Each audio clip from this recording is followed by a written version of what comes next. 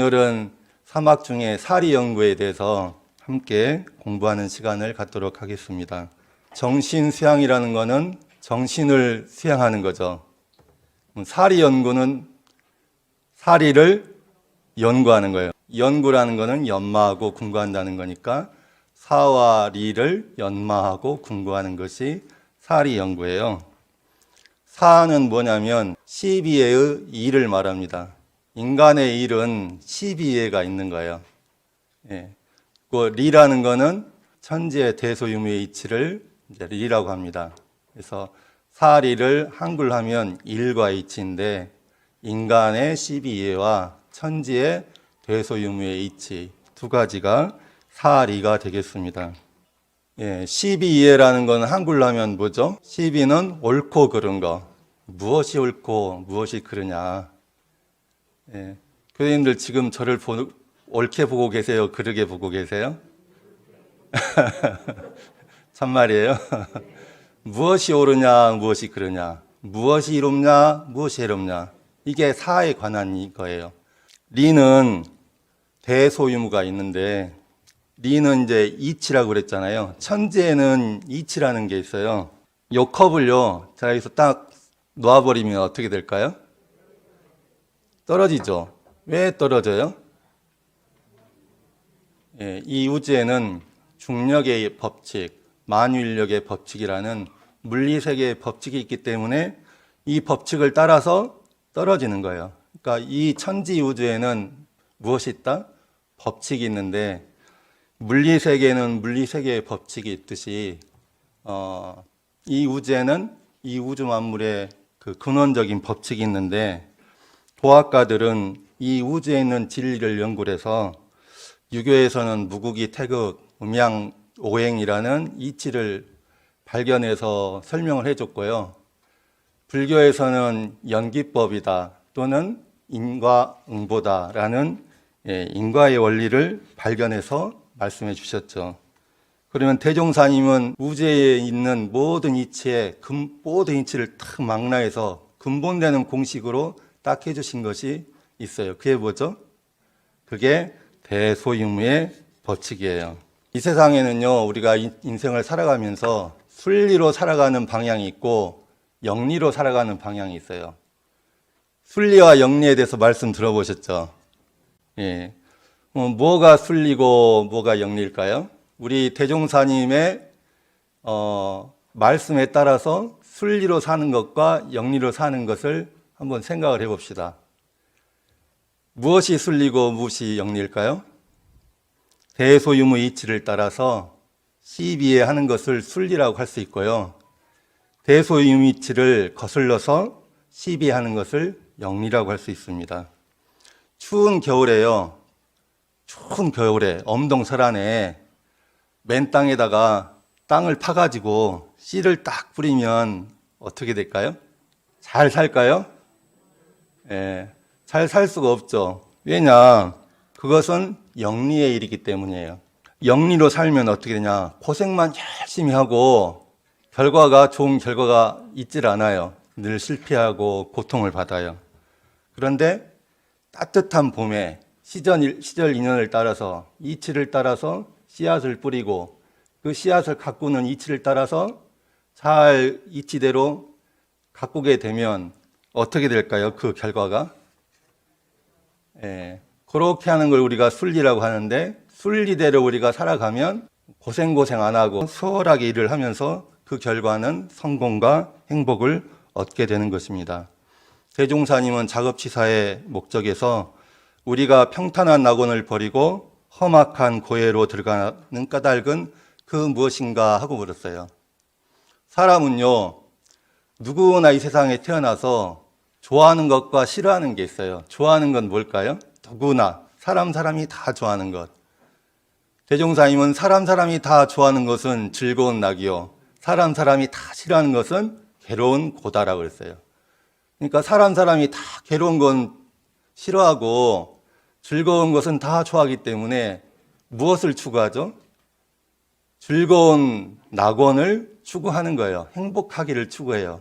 그런데 살아가는 것을 보면 원은 그런데 평탄한 낙원을 버리고 험악한 고해로 들어가더라 라고 진단을 하신 거예요. 근데 그 이유는 무엇인가? 그것을 이제 세 가지로 말씀하셨는데 그 중에 첫 번째가 뭐냐면 일에 당해서 시비를 몰라서 실행이었기 때문이다 라고 하셨어요. 우리가 사와 리, 일과 이치를 모르면 영리로 살게 돼요. 왜냐? 모르기 때문에 맨 땅에 겨울에 맨 땅을 파고 씨를 뿌리는 것처럼 영리로 해요. 그러다 보면 어떻게 되냐? 실패하고 고통받고 좌절하게 되는 것이죠. 우리가 사리를 왜 연구를 하냐? 이 일과 이치를 알아서 살아야 순리로 살게 되고 순리로 살아야 우리가 바라는 낙원의 삶을 살 수 있게 되기 때문입니다. 제가 퀴즈 하나 낼게 한번 맞춰보시겠습니까? 모르고 짓는 죄가 있고요. 알고 짓는 죄가 있어요. 예. 그러면 모르고 짓는 죄와 알고 짓는 죄 중에 어떤 죄가 더 클까요? 알고 짓는 죄가 더 커요? 참말이에요. 알고 짓는 죄가 크다고 생각하시는 분 손 들어보세요. 알고 짓는 죄보다 모르고 짓는 죄가 더 커요. 왜 그럴까요? 모르면요, 모르기 때문에 계속해서 죄를 져요. 근데 아는 건 어때요? 알면 알기 때문에 언젠가는 고칠 수가 있어요. 그러니까 100년 짓는 것하고 1년 짓는 것하고 어떤 게 더 크겠어요? 100년 짓는 게 더 크겠죠. 그래서 모르고 짓는 죄가 알고 짓는 죄보다 더 크고 중요한 겁니다. 우리가 험악한 고해에 빠지지 않으려면 어떻게 해야 돼요? 모르질 않아야 돼요. 알아야 돼요. 무엇을? 일과 이치, 사리를 연구해서 알아야지 순리로 사는 게 뭔지 알아야지 죄를 안 짓고 복을 지어서 영생의 회복을 장만할 수가 있습니다. 바다에 큰 대양, 이 태평양 바다에 폭풍우가 몰아치고 있었어요. 밤이 너무 깊은 밤이었는데 그 어둡고 폭풍우가 몰아치는 바다에서 군함들이 이제 작전을 펼치고 있었어요. 그런데 그 배, 이 선장이 타고 있는 배에 큰 조남이죠. 그 배의 오른쪽에, 이게 약간 오른쪽에 불빛이 보이는 거예요. 근데 이 배가 그냥 이렇게 가면 부딪힐 수 있는 궤적이었어요. 그 배한테 신호를 보내라고 그랬어요. 우리는 조남이다. 얼른 방향을 바꾸라. 하고 신호를 보냈어요. 그랬더니 저쪽에서 뭐라고 했냐면요. 아, 그러지 말고 당신들이 방향을 틀어요. 라고 하는 거예요. 그러니까 이제 선장이 다시 이렇게 말하라고 했어요. 나는 선장이다. 그쪽에서 얼른 방향을 틀어라. 라고 보내라고 했어요. 신호를 보냈더니 그쪽에서 뭐라고 하냐면 저는 2등 항해사예요. 빨리 방향을 틀으세요. 그러는 거예요. 아니, 선장이면 장군이잖아요. 장군이 바꾸라는데 2등 항해사가 당신이 비껴요. 당신이 틀렸어요. 당신이 바꿔요. 라고 하는 거예요. 그러니까 이 장군이 화가 나요, 안 나요? 화가 잔뜩 나가지고 야, 우리는 전함이야. 빨리 방향을 틀어. 그랬더니 그쪽에서 뭐라고 했을까요? 우리는 등대예요. 등대가 방향을 바꿔야 돼요. 전함이 방향을 바꿔야 돼요. 대종사님께서 변이품에서요. 우리 모두가 각자가 각자의 조물주라고 하셨죠. 우리가 내 인생의 선장으로서 조물주로서 내가 옳다. 내 생각이 맞다. 이런 생각을 가지고 살죠. 예, 옳다 그러다 하고 살잖아요. 그런데 이 배 선장처럼 내가 맞으니까 네가 고쳐 라고 하고 있는데 알고 보니까 내가 안 맞아요. 내가 맞다는 생각처럼 계속 살고 있는데 내가 맞아, 네가 고쳐 라고 하고 있는데 알고 보니까 내가 안 맞아요. 저쪽이 맞아요. 그런데 내가 고집을 하고 계속 네가 바꿔, 내 말이 맞아. 이걸 고집한다면 우리 인생에 어떤 결과가 올까요? 전함이 육지에 들이받아가지고 벌어지는 그런 참극처럼 우리 인생에서 원치 않은 고해를 맞이하게 되는 것이죠. 우리는 누구나 나도 모르게 시시비비하고 살아갑니다. 옳다 그르다 하고 살죠. 남편이 부인을 볼 때 부인은 행동하는 걸 보고 나도 모르게 저건 아닌데 저건 맞는데 이러고 살죠. 그래야 안 그래요? 그래요. 부인은 또 남편을 보고 부인 입장에서 저건 맞는데 이건 아닌데 이렇게 살죠. 지금 이 순간도 제 말을 들으면서요. 교무님 말이 맞아 이렇게 할 수도 있고 아닌데 이럴 수도 있어요. 이게 우리가 나도 모르게 작동되는 거예요. 그렇게. 그런데 판단은 자유예요. 옳다 그르다 이롭다 해롭다 판단하는 것은 내 몫이고 내 자유예요. 그래서 내 판단대로 각자 자기 판단대로 그 판단에 따라서 행동을 하죠. 그런데 우리가 한번 더 깊게 생각해 봐야 될 것은 무엇이냐? 과연 내가 옳다고 하는 게 진짜 옳은 것이냐? 내가 그러다고 하는 게 진짜 그런 것인가? 이것을 우리가 한번 판단해 봐야 돼요? 안 판단해 봐야 돼요? 깊게 생각해 봐야 될 일인 것입니다. 성형외과나 또는 그 다이어트 하는데 가면은 그 앞에 뭔 사진이 걸려 있어요. 대개 2개가 걸려 있거든요. 어떻게 붙어 있어요? 비포 앤 애프터. 성형하기 전에는 이렇게 생겼는데 성형하고 나니까 저처럼 생겼어요. 이홍준의 나의 문화유산 답사기라는 책을 보면 이런 글이 있어요. 사랑하면 알게 되고 알게 되면 보이나니 그때 보이는 것은 전과는 다르다. 그때 보이는 것은 어떻다? 전과는 다르다. 우리가 원불교를 믿고 사막을 공부하잖아요. 그래서 사리를 연구하잖아요. 사리를 연구하면 어떻게 되느냐? 원불교 믿고 사리 연구하기 전과 후가 달라요, 같아요? 달라요. 뭐가 다를까요? 보는 시각이 달라져요. 똑같은 경계를 대하고 똑같은 현상을 대하는데 그걸 바라보는 시각이 달라지는 겁니다. 예전에 공부를 하기 전과 공부를 하고 난 다음과 공부를 하더라도 보통급으로 보는 것과 항마이로 보는 것과 열애의 눈으로 보는 것은 달라요, 같아요? 전과는 다른 것입니다. 사람이요, 보는 방향이 달라지면 삶의 방향도 달라집니다. 우리가 북쪽을 보고 걸어가면 북쪽으로 가게 되고요.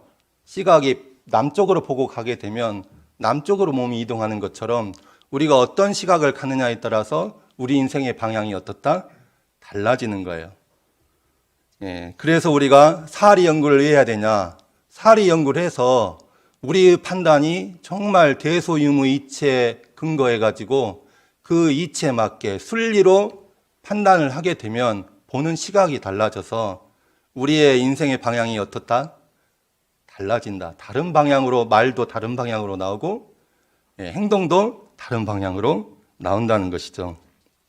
일반 기본적인 상식으로 봤을 때 지하철에서 막 난동을 피우고 시끄럽게 구는 게 옳아요, 글러요?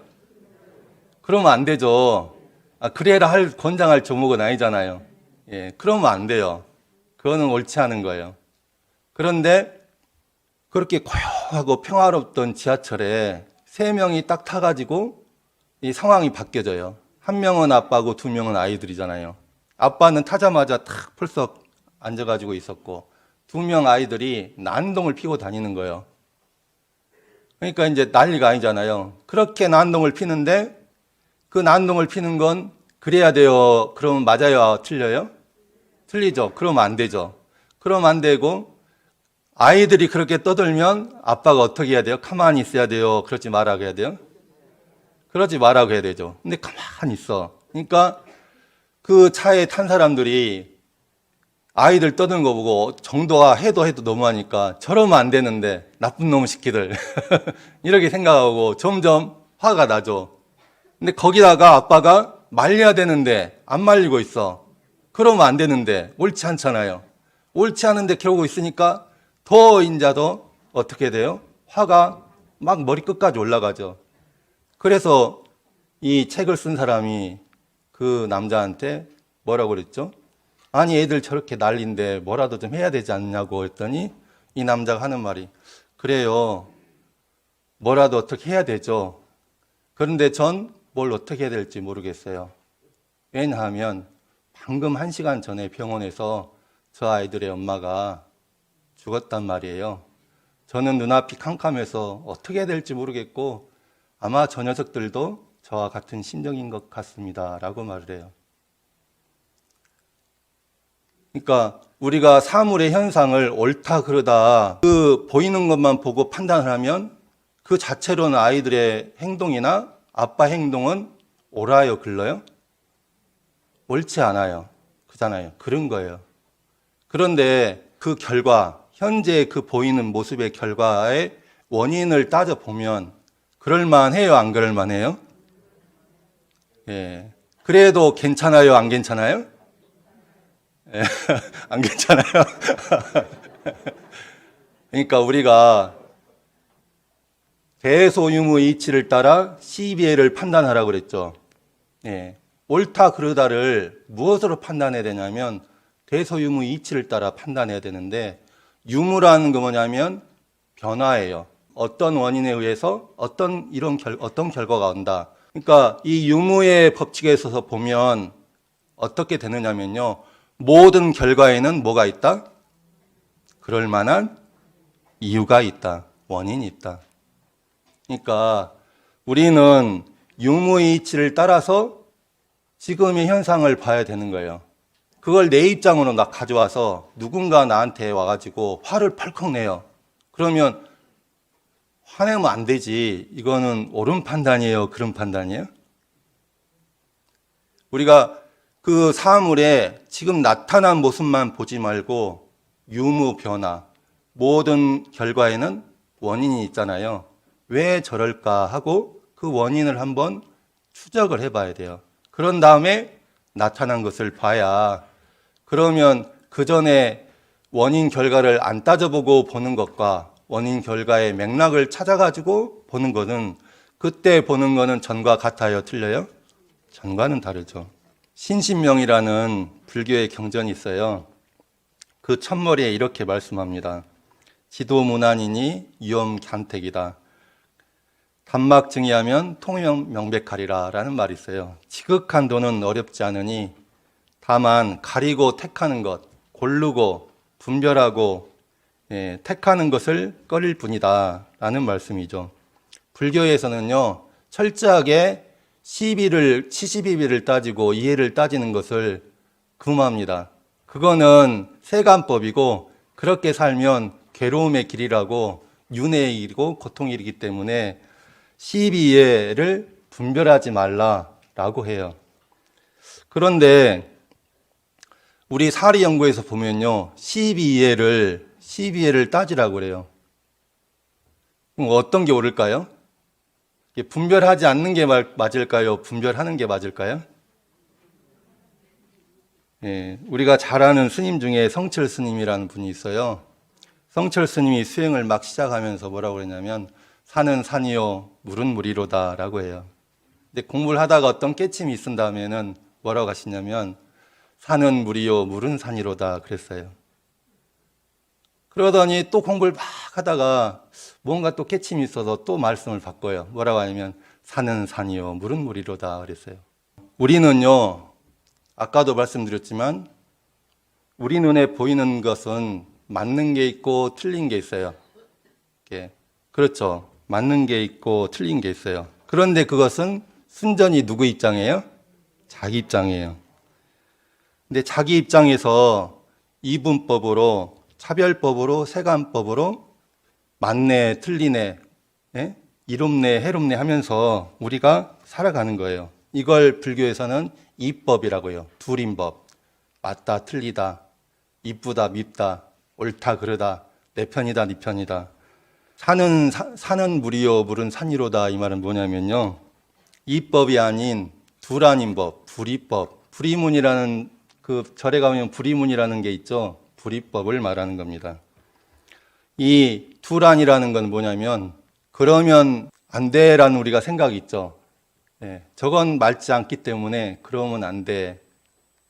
지하철에서 떠들면 그건 옳지 않기 때문에 그러면 안 돼. 돼, 안 돼가 있어요. 우리 마음속에요. 그러면 돼, 안 돼가 있으면 마음이 어떨까요? 나한테 저런 말을 하면 안 되는데 이 마음이 있어요. 남편이 저러면 안 되는데 그리고 그렇게 하는 걸 보면 내 마음이 어때요? 막 행복합니까? 요란해지고 괴로워지죠. 그게 산은 산이요 물은 물이다라는 건데 남편이 그렇게 하는데도 그래도 괜찮아, 그래도 돼, 이런 마음이면 내 마음이 어떨까요? 요란함이 있을까요, 없을까요? 기차에서 떠드는 아이들이 떠들고 있는데 그래도 내가 그래도 돼, 그래도 괜찮아, 내가 괜찮다고 생각하는 게 아니라 실제로 그래도 괜찮아지는 거예요. 그러면 내 마음에 걸림이 있을까요, 없을까요? 걸림이 없어요. 괴로움이 없어요. 그런 마음으로 우리가 모든 대상을 보게 되면 현실을 경계를 대하게 되면 12선악 염정제법이 다 있는 그대로 하나의 사실로만 보여요. 그러고 있구나 하고만 보이는 거예요.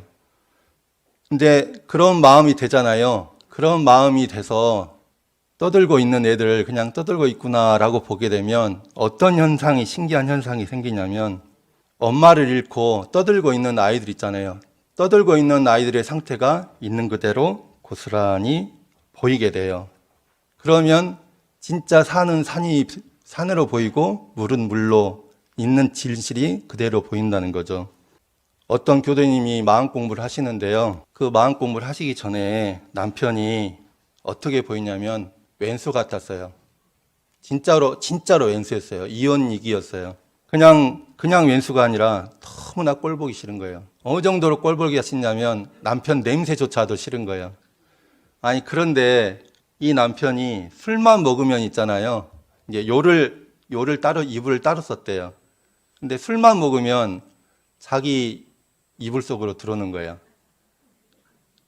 그러니까 남편이 그 이불 속에 자기하고 자기는 거실로 나와서 잤대요. 그런데 마음 공부를 하다가 어느 날 큰 깨달음이 온 거예요. 뭔가를 탁 깨달았어요. 그러고 나서 그날 밤에 남편이 또 술에 취해가지고 자기 이불 속으로, 술에 취해가지고 탁 방문을 열고 들어오는데 그날은 왠지 남편의 모습이 있는 그대로 사실로 보이는 거예요. 근데 그러고 보니까 남편이 어떻게 보이냐면 외롭고 힘들고 고단하고 부인의 사랑을 그렇게 그리워하는 그 남편의 모습이 보이더랍니다. 그런데 신기한 건 또 뭐가 있느냐. 그 일이 있고 난 다음에요. 그렇게 역겹던 남편의 냄새가 없더래요. 그래가지고 한 입을 썼대요. 신기하지 않아요? 우리가 그러면 돼, 안 돼라는 사고를 넘어서가지고 그래도 괜찮아 하게 되잖아요. 산은 물이 되고 물은 산이 되잖아요. 이제 그러고 나면 그 전에 못 봤던 진짜 사는 산인 모습, 물인 모습, 있는 그대로의 사실을 고스란히 보게 돼요. 대종사님께서 치사를 할 때 어떻게 치사를 하라고 그랬냐면 온전한 생각으로 치사하라고 그랬잖아요. 생각은 분별이에요. 이것이다 저것이다 분별하는 거예요. 그런데 이것이다 저것이다 분별하는 것을 어떻게 분별해야 되냐. 온전한 생각으로 온전하게 분별하라고 한 거예요. 이분법을 넘어서서 이법을 넘어서서 불이법으로 산은 물이 되고 물은 산이 돼서 그래도 괜찮아. 남편이 막 뭘 할 때 마음속에 내가 걸렸던 걸요. 그래도 괜찮아라고 해보세요. 내가 일부러 누군가 나한테 뭔 말을 했는데 걸려요. 그러면 그래도 괜찮아 라고 해보세요. 하려고 하면요, 여기서 정말 뭔가가 우욱 올라올 거예요. 도저히 못하겠는 게 올 거예요. 그래도 한번 해보세요. 그래도 괜찮아. 그렇게 계속 해가지고 하다 보면 내가 생각을 그렇게 안 했는데도 정말 그래도 괜찮아지게 돼요. 만약에 그렇게 되면 어떻게 되냐? 신기하게도 교전에 내 눈에 안 보였던 모습이 보이게 돼요. 그때 판단하는 것은 전에 판단하는 것과 같아요? 달라요? 달라요. 시간이 많이 지나서 오늘 좀 정리를 해야 할 것 같습니다. 네. 원불교의 마음 공부는 뭘로 한다? 사막으로 해요. 사막의 내용은 정신수양, 사리연구, 작업치사예요. 사리연구는 일과 이치, 인간의 시비와 천지의 대소유물을 연구하는 건데, 우리가 행복하려면 시비의 판단을 잘해야 되잖아요. 근데 우리가 시비를 판단할 때 내가 지금 옳다고 하는 게 정말 옳은 것인가, 그러다고 하는 게 정말 그렇다는 것을 늘 따져보고 생각을 해봐야 돼요. 근데 어떻게 따져봐야 되냐? 유무이치를 통해서 모든 결과에는 뭐가 있죠? 원인이 있어요. 저 사람이 화를 내는 데는 뭔가의 원인이 있으니까 그 원인을 찾아서 맥락을 찾아서 그런 다음에 생각을 판단해 보시고, 그리고 그러면 돼, 안 돼 우리가 늘 분별하고 있잖아요. 그러면 돼, 안 돼를 그냥 그래도 돼, 그래도 괜찮아 라는 마음으로 그 마음이 됐을 때 다시 한번 바라보세요.